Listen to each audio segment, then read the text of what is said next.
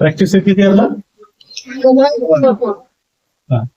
इथे लक्ष द्या विद्यार्थी मित्रांनो. प्रॅक्टिस सेट 4.4 म्हटलं दुसरं उदाहरण आपण या ठिकाणी घेणार आहे. आपलं दुसरं जे उदाहरण आहे ते आहे 5m - n is equal to 3m + 4n then find the values of the following expression. पहा आपल्याला जी उदाहरण जे दिलेलं आहे त्या उदाहरणामध्ये आपण काय लिहिलं आहे 5m - n is equal to 3m + 4n आणि आपल्याला व्हॅल्यू कोणत्या फाइंड करायच्या आहे m² + n² upon m² - n². सुरुवातीला ही व्हॅल्यू फाइंड करणार आहे आपण आणि त्यानंतर 3m + 4n upon 3m - 4n ही व्हॅल्यू फाइंड आउट करणार. या दोन व्हॅल्यू फाइंड आउट करायची. मग सर्वप्रथम आपण काय केलं जे दिलेली माहिती आहे आपल्याला इकडे पहा 5m - n is equal to 3m + 4n ही आपल्याला दिलेली माहिती.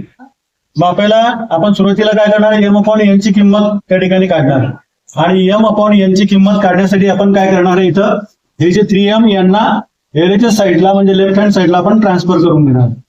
म्हणजे काय येईल 5m - 3m which is equal to 4n. हा जो एरेच्या साईडला -n आहे याला आपण आरच्या साईडला ट्रान्सफर करू. याचं साईन होईल निगेटिव्हचं पॉझिटिव्ह म्हणजे +n. 5m - 3m 2m 4n + n 5n म्हणजे या ठिकाणी एरेच्या साईडला आपल्याला 2m मिळालेला आहे आणि आरच्या साईडला 5n मिळालेलं. मग आपण काय केलं या ठिकाणी या n ला ट्रान्सफर केलं इकडे. यांच्यामध्ये गुणाकाराची क्रिया पाहिजे डायरेक्ट थोडीशी स्टेप घेतलेली आहे मी समजून घ्या. 2 आणि m यांच्यामध्ये गुणाकाराची क्रिया आहे आणि 5 आणि n यांच्यामध्ये गुणाकाराची क्रिया.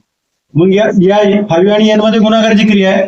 n ला जर ट्रान्सफर केलं इकडे तर m upon n is equal to हा 2 जर आपण ट्रान्सफर केला तर 5/2 म्हणजे अशा पद्धतीने आपण आपलं जे पहिलं टार्गेट आहे m अपॉन n ची किंमत फाइंड आउट करायचं ते पूर्ण केलं.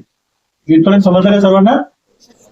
ओके ठीक आहे. त्याच्यानंतर आपल्याला पहा m² + n² म्हणजे इथं स्क्वेअर आहे mचा आणि n चा म्हणून ही जी व्हॅल्यू काढली आपण m upon n is equal to 5/2 याचा आपण काय करणार स्क्वेअर करणार. म्हणून आपण इथे लिहिलं की स्क्वेअर बोथ साइड. आता दोन्ही साइडचा आपण स्क्वेअर करणार आहे. m चा स्क्वेअर अपॉन n चा square is equal to 5² upon 2². मग m² अपॉन n² लेफ्ट हँड साइड जी आहे ती जशी तशीच राहील आपली.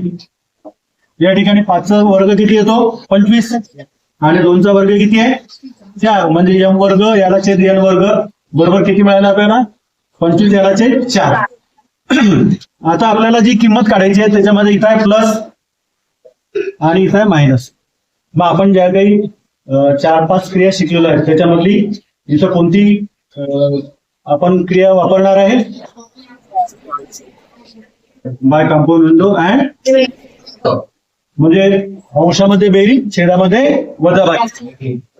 मग इथं काही अंशामध्ये छेद मिळवतो आपण न्यूमरेटर मध्ये डिनॉमिनेटर ऍड करतो.